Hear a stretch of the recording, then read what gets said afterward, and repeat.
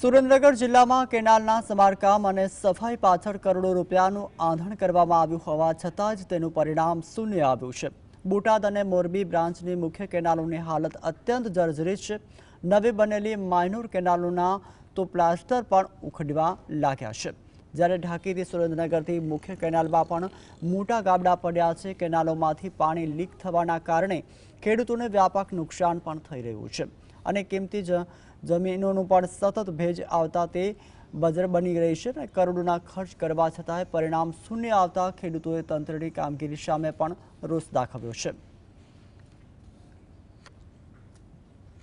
કેનાલોની અંદર મોટા મોટા ગાબડા ને જર્જરિત થઈ ગઈ છે અને અમારા ખેતરોની અંદરથી ભેજ એટલો બધો આવી જાય છે પાણીનો કે અત્યારે અમારે કોઈ પણ નવું કામ કરવું હોય, નવો પાક વાવવો હોય કે શિયાળુ રવિ સિઝન લેવી હોય તો ટ્રેક્ટર નથી ચાલતા, ખૂંચી જાય છે।